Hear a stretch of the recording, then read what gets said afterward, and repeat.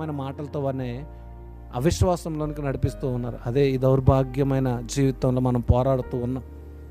దేవుణ్ణి వెంట పెట్టుకొని నడిచే ప్రజల మధ్యలో విశ్వాసంలో బలంగా వాడబడుతున్న సేవకునిగా మనం ఉండాలి. ఒకవేళ అనేక సార్లు శ్రమలు వచ్చినప్పుడు పడిపోయి లేచి నిలబెట్టగలిగే దేవుడిని తోడున్నాడని జ్ఞాపకం ఉంచుకో.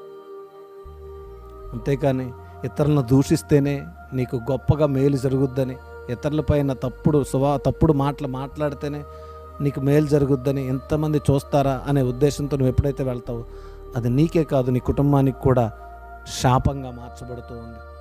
దేవుని సువార్త విశ్వాసంలో నడపబడుతూ ఉంది. విశ్వాసులకు మాదిరిగా నువ్వు ఈ సువార్తను చెప్పాలి. ఈ లైవ్ ద్వారా కానీ ఫేస్బుక్ ద్వారా కానీ. అది కాకుండా నీ ఇష్టానుసారంగా చెప్తే అది తప్పకుండా నీకు శాపంగా మార్చబడుతూ ఉంది. దేవుడు ప్రజల విశ్వాసంలోనికి నడవాలని ఉద్దేశంతో నన్ను ఎన్నుకుంది.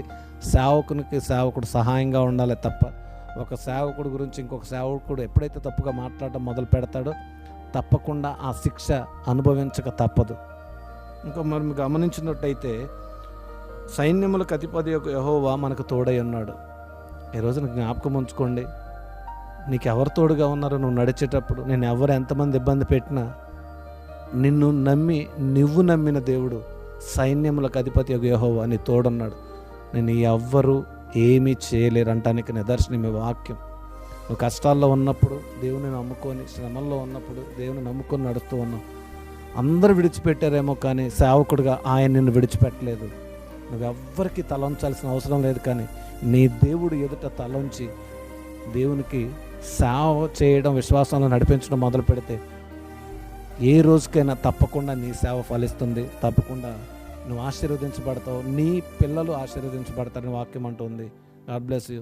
ఒకరినొకరు ప్రేమించుకొని ఈ సువార్త క్రీస్తు నమ్ముకునే విశ్వాసంలోనికి ప్రజలందరూ నడిపించాలని ఆశపడుతూ నా వేదన ఈ ఫేస్బుక్ ద్వారా, యూట్యూబ్ ద్వారా నేను మాట్లాడుతూ ఉన్నాను. మీరు తప్పకుండా విని, ఎవరైతే విమర్శించే సేవకులు ఉన్నారో వారి వాక్యాలు మీరు వినకూడదని చెప్పుకుంటూ నేను ఈ వాక్యాన్ని ముగిస్తూ ఉన్నాను.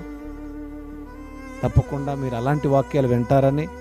ఇక్కడ మీరు గమనించండి, ఎఫెసు సంఘంలోనంట అపోస్తులు అపోస్తులు మనం చెప్పుకునే వారి వాక్యాన్ని వినకుండా ఆ సంఘంలోనే ఉన్నవారు పక్కకు నెట్టివేసినట్లుగా మనం చూస్తూ ఉన్నాం. మీరు కూడా మంచి విశ్వాసంతో సేవకుల్ని మంచి వాక్యం చెప్పే సేవకులను గౌరవించి మీరు కూడా వారిని ఆదరించాలని, సేవకులందరూ సహోదర ప్రేమ కలిగి ఉండాలని చెప్పుకుంటూ నేను ఈ వాక్యాన్ని ముగిస్తూ ఉన్నాను. God bless you all.